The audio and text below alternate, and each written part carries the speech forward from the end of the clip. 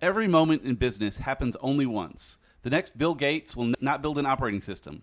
The next Larry Page or Sergey Brin won't make a search engine. And the next Mark Zuckerberg won't create a social network. If you are copying these guys, you aren't learning from them.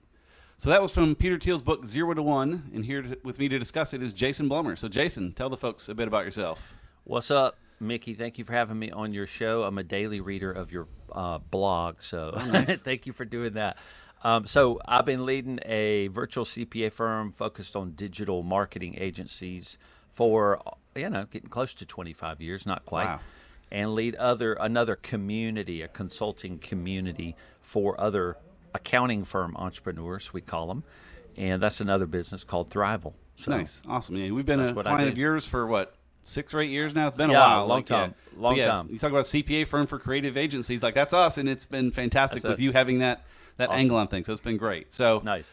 So you picked this book. As with all my guests in here, I say you pick what book we're going to do, and you pick 0 to 1. So I know you have a lot to say about it. So why don't you just kind of give us the overview of why you like this book so much? Okay, yeah. So Peter Thiel is a contrarian. So that's I have a few thoughts in there that he says quotes in the book that Yeah, he's an extreme contrarian, which I enjoy. Mm-hmm. So I'll enjoy looking at things from a different vantage point. And can I just dive into my favorite questions in here? Yeah, okay. Go for it. So I love when he interviews people. This is the very first part of chapter 1. He says, I ask him a question, what important truth do very few people agree with you on? Mm-hmm. Which is an amazing question. But I love in chapter 3, he turns that into the contrarian business building question, where he says, what valuable company is nobody building? And I love that spin. Now, and that contrarian question, we use it now to help entrepreneurs that we're working with them on. And instead of him asking, hey, think of a company that's valuable that we could build, he's trying to get you to think of the one that needs to be built, that's not being built. Right. And so when we work with entrepreneurs, we kind of stole this methodology. They're trying to take a risk to grow or hire or acquire another agency or whatever. And we're always helping them try to know there's 2 risks you're always managing, which is what if you don't acquire that agency? What is the risk you're currently bearing by not moving forward?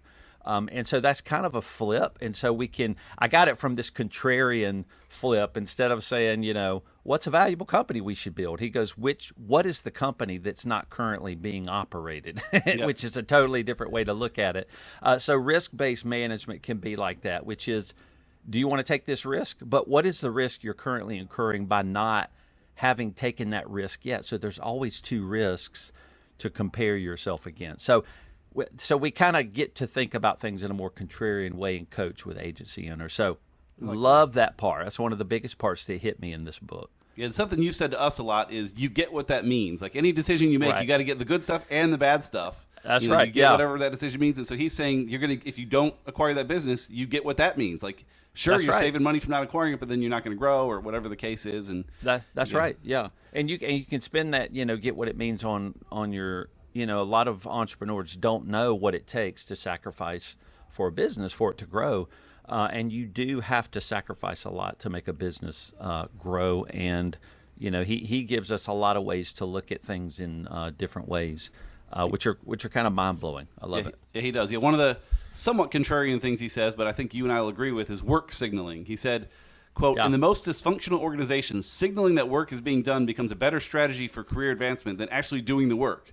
If this describes your company, you should quit now. And that came to mind. Right. I was listening to a podcast yesterday with Cal Newport, who did Deep Work. I'm guessing you probably read that. And he had a quote that from his book that I thought tied in here. It said, if you send and answer emails at all hours, if you schedule and attend meetings constantly, if you weigh in on instant messaging systems, all those behaviors make you seem busy in a public manner. If you're using busyness as a proxy for productivity, then these behaviors can seem crucial for convincing yourself and others that you're doing your job well. Right. Which doesn't mean you're doing your job well. I mean, part of it does. You got to answer emails and stuff, but you see people are so busy and they're so proud of how busy they are, but they're not actually getting things done. So yeah, well, and I think it's important for entrepreneurs to have structures and systems. So as entrepreneurial companies grow, especially service-based organizations, and that's the ones me and my partner work with on, is just helping a service-based company scale. and you scale that with more people, or it's controllable too. You don't have to scale, but you add more people, and that's how you scale. And it's difficult to do that. You have to add structure and kind of really create order from chaos. I think that's what entrepreneurs do. Oh, yeah. And when you do that structure, it actually starts solving some of that issue, which is team members who want to signal that they're working a lot, which is really sometimes I call kicking up dust, right? They're just kicking up a dust cloud form. But the larger you get and the more structure you add to a company, actually a lot of that stuff starts to stand out more because you have more protocol, more core value philosophy people are following, and then it forces some of your other team members to start standing out that they're not, following kind of the path that the rest of the team is. And structure does that. Structure brings accountability to kind of avoid that signaling, because that's real. Yeah, I would have thought that. I would have sort of thought the opposite, where the smaller team is easier to see when people are signaling versus working. But that's a good point. As you get better structures in place, right? You got to fit in the box. Yeah. Yeah, I think it is. So when you have a smaller team. And there's kind of some team I don't know, ranges you can think about, but up to 5 or 6 or 7 or something like that. An entrepreneur can really have more of an intimate view of what everybody's doing without a lot of structure. But as you get bigger, the owners get further away from people, right? So instead of 6 people, you have 15 or 20. You don't know who's really working or not, and that's when you start leaning on your structure or the order you've created, the processes, and then people start falling away from the process, and that's how you start to be able to tell with a larger team. Gotcha. How big is your team these days? So it's 15 now. Okay, nice. Yeah, 15. Cool. So, yeah, for those that don't know us, we're up to 9 now with very slow growth, and we're very happy with that. Again, we've not done a lot of what he says in the book here. We've been very cautious and slow and not too contrarian, but it works well sometimes too. But I certainly appreciate what he says. Yeah. Yeah, I mean, obviously he's trying to teach us, right, philosophies around company building. Yep. And he does say, it's funny, he talks about don't well, there's the quote you read, right? Mm-hmm. Don't do what somebody else is doing, so don't copy. But you and I do have pretty general standard businesses, right? A CPA firm and a digital agency. So, but those still work. Oh yeah. Those are still valuable. The economy still needs them. He's talking to startups, right, that are trying to create these massive valuations. So he's talking to people that need to start building something brand new that's not existed. Yeah, and like you said, which is hard. Even we do need some of those out there, but there's a need for more CPA firms and other people to just do the stuff that needs to be done. That's right. And then if you want to go for something big, cool, go for it. And there's always things we can get out of it too. Like this book, again, if you're thinking, I don't want to have a startup like that, this doesn't apply to me, there's a ton of great lessons in here that are worth seeing. So when I saw a contrarian view I saw in the book where he seems to disagree with himself, and I'm curious your thoughts here. He said at one point, he said, quote, if your product requires advertising or salespeople to sell it, it's not good enough. Technology is primarily about product development, not distribution. But then later he says, quote, your products will never sell themselves. Your team needs to do that. And if you've invented something new but haven't invented an effective way to sell it, you have a bad business no matter how good the product. Which, I hate that last sentence. I agree with him completely, but I hate it. I always wish the better products, the better services would always rise to the top. But sales and positioning matters so much to make yours stand out, even if it's not necessarily the best. But what are your thoughts on that, where he says, if you need salespeople, it's not good enough, but then on the other hand, you need salespeople? It seems contrarian to me. So, well, I guess the first statement, I don't know, he speaks in a lot of principles and platitudes. Mm-hmm. So I think he's saying, probably trying to make a point. The value of a company just sometimes should stand on its own, its value. Like Apple, right? They're a great example. And I guess they've really never had a sales force other than their stores, right? When they opened up the stores. And those are even relatively new in the history of Apple. So those are new, and I think those were just even part of their experience too with the product. So some companies are so valuable they don't need salespeople, and I think he's talking about that. But of course, that's not true for all of our businesses, right? Sure. Especially when we don't have a monopoly, which I love his thoughts on monopolies. Yeah, he's very pro-monopoly, which is interesting. Yeah. Well, I read that, and I'm like, of course, that's a contrarian view. Right, he loves monopolies and the value they can add. But you and I don't have a monopoly. Right. Not quite. So not quite. I'm not the only digital marketing firm in the world, so yeah. Right, and we're not the only CPA firm. And, we're not the only virtual firm anymore. That's becoming more and more common. So, of course, we need salespeople. Of course, we need marketing and positioning, which marketing and sales, different. Yeah. But we have to have that stuff to let people know we exist and that we're valuable and how we differentiate and stand out from our competitor. Yeah, and that's where being remarkable. It reminded me of Josh Kaufman's book, The Personal MBA. I don't know if you've read that one, but he pulls in quotes from a lot of other people. So in the book, he pulls a quote from Robert Stevens that just simply says, "Advertising is the tax you pay for being unremarkable." So if you're not remarkable enough, you have to advertise more. But again, I think it's like you, where I think some of both is okay. You can advertise, and then people see how remarkable you are, and you'll still make the sales. Because especially in industries like ours, there's so many out there, you're not going to just stand out automatically. So you need some ads or marketing to get people to find you, and then they can see the remarkable difference you have. Yeah, for sure. And also, when people write books, they've got to say cool things that are there you go. that are contrarian. So I don't know about you, but when I read books, or now that I'm older, when I read books, I can really kind of skip the fluff and scan to a lot of the good stuff. So quotes like that are good, and I get their point, but it doesn't mean marketing and sales is not needed. It'll always be needed. Right. But again, back to what he's trying to do with the thought of monopolies here. I guess we should unpack that a little bit. Is he saying your business should be so new and stand out from anything anyone's done? It is a monopoly just by default because it hasn't existed before. Right. And so again, if you can be very remarkable in that monopoly, as it were, then you can dominate there. It is interesting. I didn't quite follow him all the way down, but he seems to like monopolies even as they get huge, which I tend to disagree with at that point. But I like where he started with them at least, where you should be so unique that you're a monopoly just by default because it doesn't exist elsewhere. That's right. Because the very existence of a monopoly proves the point that you created something so valuable that you're really the only provider that can give that. And he makes a point in that section. The lesson for entrepreneurs is clear. If you want to create and capture lasting value, don't build an undifferentiated commodity business. Now, and you and I are in businesses that could be easily commodified, already have been, you know. But the cool thing about my business and your business is we can get on different parts of a value chain. Like, we could go all the way down the low value chain and just do a bunch of 1040 individual returns, which we don't do. So we push up in our value chain in our chosen market to businesses. So we're only wanting to serve businesses because they have a better perception of value, than individuals can actually pay. And same for you. There's a lot of commoditization. But he's just basically saying, build something that's so valuable it just can't exist somewhere else. And I don't know. I think in that definition, monopolies are going to be rare.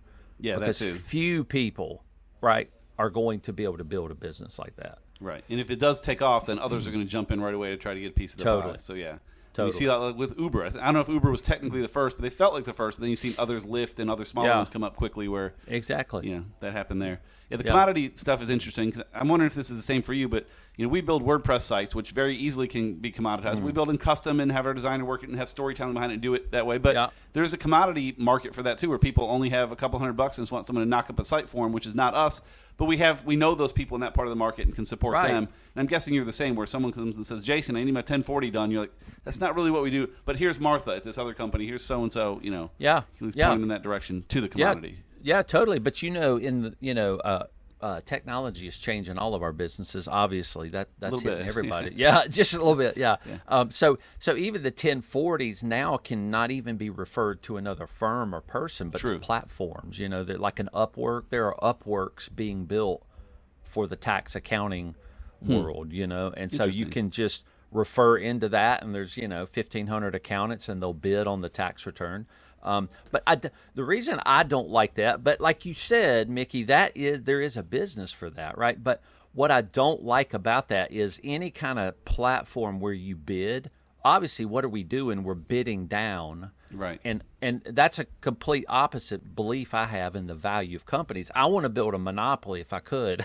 I would be one of the ones that go in front of the Senate, right, to talk about, because I would want to do that if I could. I just you have to do something brand new. But so I don't like some things. I just don't believe in going into a platform because now the bid process is to bid down, right? I'm going to choose obviously the lowest bid that I receive, and now we're basing our service on the lowest price, which is the definition of a commodity. And so I want to completely do the opposite of that, and I want to make sure my prices are double what somebody else's are if I can, if the value is justified the value's by that there. price. You're not cheap, but we still think you're a steal for the value you bring versus what you charge us. I mean, your prices seem very low for the value you bring, but they're higher than other similar firms. So it's just seeing that value in there. And so pricing is a differentiator, right? If you're trying to not be a commodity, pricing is a way to that's one way to set you apart. And I don't think people use that as a positioning tool a lot of times, but I think we can. Yeah, Seth Godin often said, if you're in a race to the bottom, be careful because you might just win. That's right. Not a good place to be. And he talks about ads too, like with Google ads. Like when it starts out, like, okay, I'm going to pay 25 cents for this Google ad and then make $1 every time. But if you make $1 every time, someone else is going to bid 50 cents and eventually you're going to be bidding 99 cents to make $1 because it's just a push to that because you're not differentiated enough. And so that's it. That's how commodities work. So. Yeah, it's brutal. No. Let's see.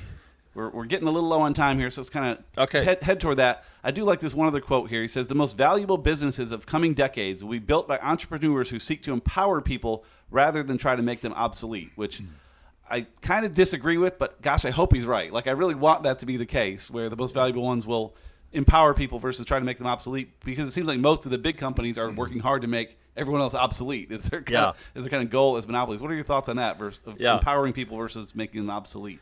Yeah. I think you and I both will believe if we're running a service-based company, we believe in empowering people. That's kind of what it comes with. If you don't like people, you're not going to do well if you're growing a services company, right? For sure.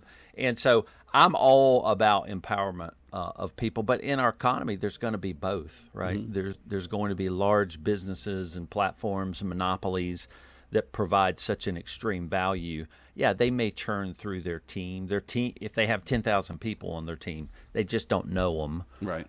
So you have to get in touch with some of your community, your employees, or your colleagues. Really, that's kind of your only community. So, but yeah, I'm about empowering people. Oh yeah, you sure are. Yeah, that's what I want. I want my personal life statement to be about moving people forward. I want being in a relationship with somebody. I want them to have learned something, moved forward in some way, or had some kind of influence with us. So I'm a big belief in that. A big part of my work is to sacrifice myself for others. Yeah. Well, and the more you can empower like clients like us, the longer we'll stick with you too. So it's a That's win-win. Right. Yeah. It's a retention strategy. Exactly. So, helping your clients succeed. What a novel thought. It's great. I love it. Anything else you want to share from the book? Yeah, no, those are good, man. This is good. But I love the points you did make. So this is a great contrarian book that makes me think. And as you go through it, just like any book, he's very clear and direct about things he says. He sure is, yeah. And I like that it bumps up and I can disagree with some of it. Yep. And I love a book that's so clear about what they believe, I can disagree. And it doesn't make all of his points invaluable. It just is fun to really absorb that contrarian nature. So even some of your quotes are, you disagreed with some of them, and I do too. But I love the book because of its contrarian nature, how it makes you think. And we do need to think more like, startups building monopolies and building businesses that have never existed before. We need to apply some of that thinking. So that's a good point, I love the book. It's a good point with his clarity. I love books that are super clear, even if I disagree, because if they're contrarian and they're kind of all over the place, it's hard to follow. But here, you know what he's going for, and you can see the parts that apply and what don't. And his clarity is fantastic. I love authors like him that are so clear in what they believe that you at least know what you're talking about. So, I love that. And so that's a book if anybody wants to read it. Yeah, and he does talk about things that some of us can't achieve maybe, but the way he does it makes you think. That's what I love. Mm-hmm, for sure. Well, Jason, this has been fantastic. How can folks find you and learn more about you? Yeah, you can go to BlumerCPAs.com if you want, or you can go to JasonBlumer.com, and those are ways to find us. Cool. I'll have those in the show notes so people can find them there. So great to have you. Always good to talk to you. Cool. Thanks, Mickey. All right. See ya. See ya.